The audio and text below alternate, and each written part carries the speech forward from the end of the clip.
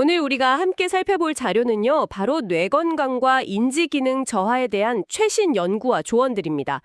제가 이 자료들을 쭉 보면서 정말 흥미로웠던 게 보통 나이가 들면 기억력이 떨어지는 건 어쩔 수 없지 이렇게 생각하잖아요. 네네, 그렇죠. 근데 그 통념을 완전히 뒤집더라고요. 치매 발병의 유전적 요인은 한 10% 정도에 불과하고 나머지 90%는 바로 우리가 매일 내리는 선택에 달려 있다는 거죠. 맞아요. 그래서 이번 시간에는 이 다양한 자료들을 가지고 우리 뇌 하루를 한번 쭉 따라가 보려고 해요. 아침 식탁에서 시작해서 오후에 의자에 앉아있는 시간, 그리고 잠들기 전 양치질까지 그 모든 순간에 사실 뇌 건강을 지킬 기회와 위험이 다 숨어 있더라고요. 와, 정말 일상 그 자체네요. 네, 단순히 정보를 나열하는 걸 넘어서 이 점들을 한번 쫙 연결해서 큰 그림을 그려보는 게 저의 목표입니다. 좋습니다. 그럼 첫 코스 아침 식탁부터 시작해 볼까요? 역시 가장 기본은 음식인데 자료들을 보니까 뭘 먹어야 하는지보다 뭘 피해야 하는지부터 아주 강하게 경고하고 있었어요. 바로 초가공식품이죠. 네, 사실 이게 이번 탐구의 가장 중요한 출발점 같아요. 맛과 유통기한 때문에 이제 정제 설탕, 포화지방, 인공 첨가물로 만들어진 식품들이죠. 근데 이게 그냥 몸에 안 좋다 이 수준이 아니에요. 그래요? 하버드랑 푸단대학의 공동 연구 결과를 보면요. 이 초가공식품을 하루에 11번 이상 섭취하는 사람은 그렇지 않은 사람보다 파킨슨병 초기 증상을 보일 위험이 2.5배나 높았어요. 2.5배요? 와, 그 정도면 거의 인과관계가 있다고 봐야 하는 거 아닌가요? 저는 그냥 살찌는 음식 정도로만 생각했는데 이게 파킨슨병 같은 신경퇴행성 질환과 직접 연결된다는 거잖아요. 바로 그 지점이에요. 이게 단순히 칼로리 문제가 아니라는 거죠. 자료들이 설명하는 메커니즘을 보면 더 명확해지는데요. 첫째는 우리 몸에 만성염증을 일으켜요. 그리고 뇌로 가는 미세혈관을 손상시키고요. 아, 혈관일요? 그리고 둘째는 장내축이라고 부르는 걸 교란시키는 건데요. 장내 미생물 생태계가 망가지면서 그 나쁜 신호가 이제 고속도로처럼 연결된 장내축을 타고 뇌에 직접적인 타격을 주는 겁니다. 와, 장 건강이 바로 뇌 건강으로 이어진다는 거군요. 피해야 할 건 확실히 알겠습니다. 그럼 이제 뇌가 좋아하는 음식 뭘 먹어야 할까요? 자료들에서 공통적으로 마인드 식단이라는 걸 제시하던데요. 네, 지중해식 식단이랑 고혈압 관리 식단의 장점만 쏙쏙 뽑아서 결합한 말 그대로 뇌를 위한 맞춤 식단이에요. 뇌 건강에 좋은 10가지 식품군, 그리고 해로운 5가지 식품군을 아주 명확하게 알려주죠. 뇌에 좋은 10가지 어떤 것들 있나요? 녹색 잎채소, 그리고 그 외의 모든 채소, 견과류, 베리류, 콩류, 통곡물, 생선. 아, 거의 다 식물성이네요. 그렇죠. 거기에 닭 같은 가금류, 올리브유, 그리고 아주 소량의 와인이 포함돼요. 이 중에서도 특히 녹색 잎채소랑 베리류는 거의 슈퍼스타급으로 강조가 돼요. 엽산이나 비타민 E 같은 성분들이 뇌의 산화 스트레스를 막아주고요. 네네. 특히 그 베리류의 플라보노이드는 기억력 향상에 직접적인 효과가 있다는 연구 결과가 많거든요. 반대로 해로운 5가지는 앞서 말한 초가공식품과 거의 겹치겠네요. 정확합니다. 붉은 육류, 버터랑 마가린, 치즈, 페이스트리나 단 음식, 그리고 튀김과 패스트푸드예요. 공통점은 혈관 건강을 망치는 포화지방과 트랜스지방이 많다는 거죠. 혈관이 나빠지면 당연히 뇌로 가는 혈액 공급에 문제가 생기고요. 그렇군요. 특히 이 마인드 식단이 당뇨 있는 분들께 더 중요한데요. 당뇨병이 있으면 치매 발병 위험이 훨씬 높기 때문에 혈당 관리랑 뇌 건강을 동시에 잡는 최고의 전략이 될 수 있습니다. 혈관 건강이 뇌로 바로 연결된다. 그러고 보니 보내주신 자료 중에 전혀 다른 방식으로 뇌혈관이랑 뇌세포를 공격하는 의외의 범인이 있었어요. 바로 입속세균이었죠. 잠깐만요. 이 부분은 자료를 읽으면서도 제 눈을 의심했어요. 입속에 사는 세균이 뇌까지 가서 알츠하이머를 일으킨다니. 이건 약간 공상과학 영화 같은 이야기 아닌가요? 그게 공상과학이 아니라 이제는 정설로 굳어지고 있는 아주 중요한 발견이에요. 만성 치주염의 주범인 포로피로모너스 진지발리스라는 세균이 있거든요. 네. 이 세균이 실제로 알츠하이머 환자의 뇌 조직에서 발견됐어요.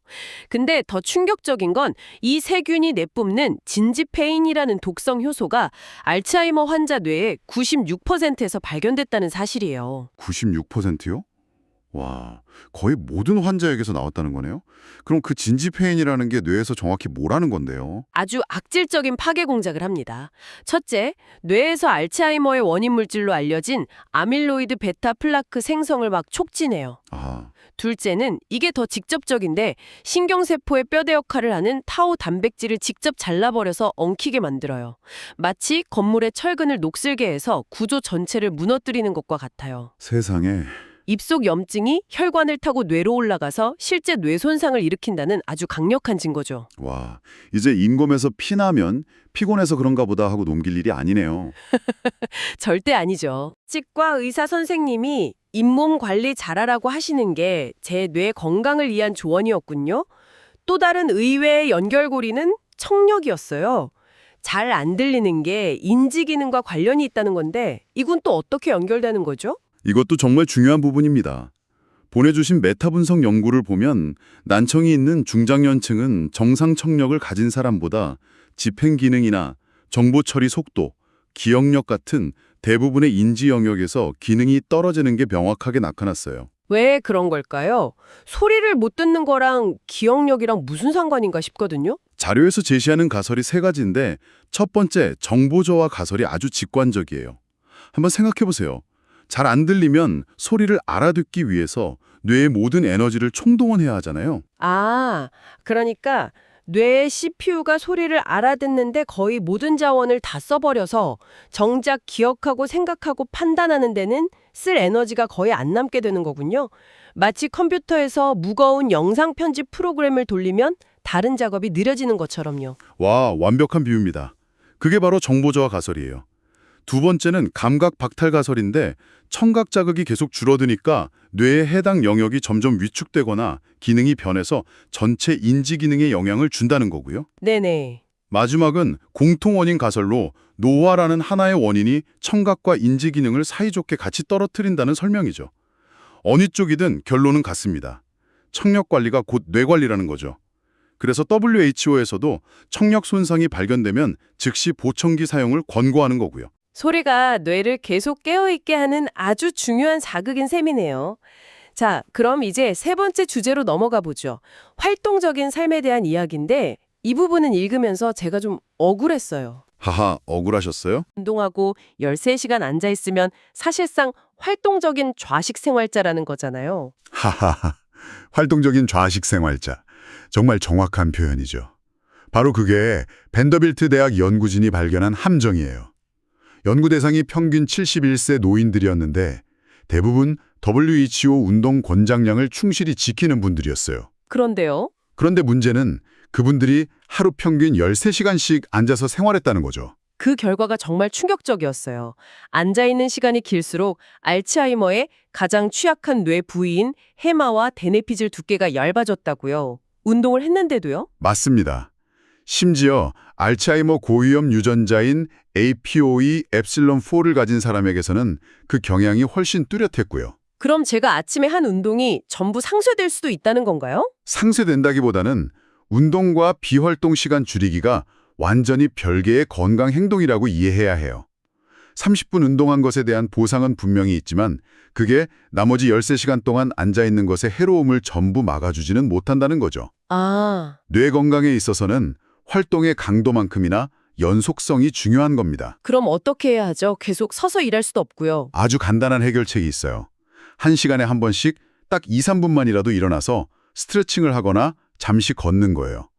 그렇게 중간중간 흐름을 끊어주는 것만으로도 뇌에 미치는 부정적인 영향을 크게 줄일 수 있습니다. 그렇군요. 결국 지금까지 이야기한 식단, 구강, 청력, 활동 같은 것들이 모두 WHO의 12가지 치매 예방 가이드라인에 포함되는 내용들이에요.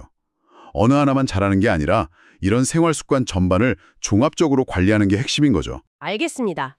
그럼 이제 이 90%의 가능성을 현실로 만들기 위한 좀 더 적극적인 관리법으로 넘어가 볼게요. 가장 먼저 뇌가 보내는 첫 번째 신호를 알아차리는 게 중요할 것 같아요. 네, 바로 주관적 인지 저하라는 개념이에요.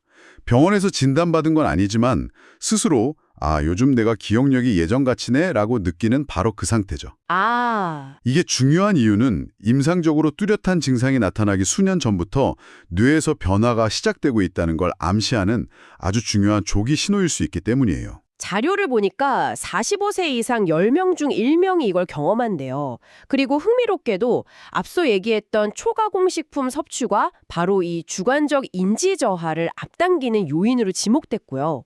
결국 모든 게 다시 연결되네요. 맞아요. 그래서 요즘 좀 깜빡깜빡하네 라는 느낌을 그냥 나이 탓이겠지 하고 넘기지 마시고 아, 내 생활 습관을 점검해 볼 때가 됐구나 라는 신호로 받아들이는 자세가 정말 중요합니다. 그럼 뇌를 좀 더 적극적으로 단련할 방법은 없을까요? 헬스장에서 근력 운동을 하듯이 말이에요. 마침 보내주신 자료 중에 아주 재미있는 인지훈련법이 있더라고요. 신문을 활용한 두근두근 뇌운동이요. 네, 일상적인 도구로 게임처럼 즐겁게 뇌를 훈련할 수 있다는 게 큰 장점이죠. 예를 들어 날짜 계산기 훈련은 신문에 나온 날짜, 2026년 1월 9일이면 2026 더하기 1 더하기 9, 또 2026 곱하기 1 곱하기 9 이런 식으로 계속 계산하면서 계산력이랑 진압력을 동시에 훈련하는 거예요. 얼굴 삼행시도 재밌어 보였어요. 기사에 나온 인물 사진 보고 이름으로 삼행시 짓는 거요. 저 지금 머릿속으로 제 이름으로 한번 해보고 있는데 생각보다 쉽지 않네요. 갑자기 창의력을 쥐어짜려니 뇌가 삐걱거리는 느낌이 들어요. 확실히 운동은 되겠는데요? 그렇죠. 뇌에 안 쓰던 부분을 자극하는 효과가 확실히 있어요. 퍼즐 스크랩처럼 기사를 여러 조각으로 잘렸다가 다시 맞추는 건 시공간 능력을 키우는 데 좋고요.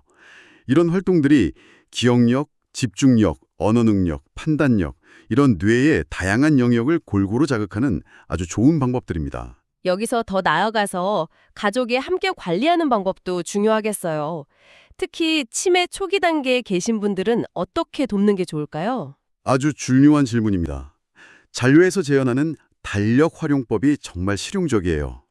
치매 초기에는 환자를 무력하게 만들기보다 남아있는 능력을 최대한 활용하도록 돕는 게 핵심이거든요. 네네. 예를 들어 달력에 아침약 복용 후엔 O, 점심약 후엔 X, 저녁약 후엔 동그라미 색칠하기 같은 규칙을 정하는 거죠. 아, 스스로 약을 챙겨 먹고 체크하게 하는 거군요.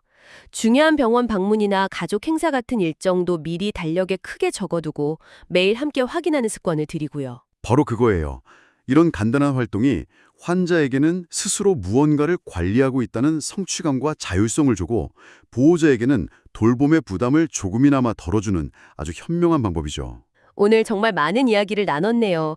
아침 식탁의 초과공식품부터 시작해서 잇몸 속 세균, 잘 들리지 않는 소리의 영향, 오래 앉아있는 습관의 위험성, 그리고 신문지로 하는 뇌운동까지. 이 모든 자료를 관통하는 핵심 메시지는 결국 하나인 것 같아요. 네, 바로 뇌 건강은 유전이나 운명에 의해 결정되는 게 아니라 우리가 매일 의식적으로 쌓아가는 습관의 총합이라는 거죠. 오늘 당신이 무엇을 먹고 얼마나 움직이고 누구와 대화하고 어떻게 뇌를 자극하는지가 10년, 20년 후에 당신의 뇌를 결정한다는 것. 그 90%의 가능성이 바로 우리 손에 있다는 게 오늘 탐구의 가장 희망적인 결론이 아닐까 싶습니다. 맞아요. 그 90%의 가능성을 믿고 오늘부터 하나씩 실천해 보는 게 중요하겠네요. 그럼 마지막으로 우리가 함께 더 깊이 생각해 볼 질문을 하나 던져보고 싶어요. 오늘 우리는 주로 개인의 예방에 초점을 맞춰 이야기했잖아요. 그렇죠. 그런데 당신이 보내주신 자료 중 하나가 다른 관점을 제시하고 있어요. 65세 이전에 발병하는 초록이 치매 환자의 보호자가 겪는 사회적 경제적 어려움이 노인성 치매와는 전혀 다른 차원의 문제라는 점을 시사하고 있거든요. 아, 이들은 한창 사회적으로 활동할 나이에 돌봄의 책임을 져야 하고 경제적 기반도 흔들리기 쉽죠. 미래를 예측하기 힘든 불안감과 상실감의 깊이도 훨씬 크고요. 그렇군요. 앞으로 우리가 오늘 이야기한 예방법들이 더 보편화돼서 치매 발병 연령이 늦춰지거나 혹은 반대로 초록이 치매가 더 사회적 이슈가 된다면 우리 사회는 이들을 위해 무엇을 준비해야 할까요? 바로 그 지점입니다. 개인의 노력을 넘어 이렇게 변화하는 치매 환경에 맞는 새로운 사회적 돌봄 체계는 어떤 모습이어야 할까요? 단순히 노인복지 차원을 넘어 초록이 치매 환자와 그 가족의 경제활동과 사회적 삶을 지지해 줄 수 있는 맞춤형 지원 시스템은 어떻게 설계되어야 할지 오늘 이 시간을 마무리하며 한번 깊이 생각해 보시면 좋겠습니다.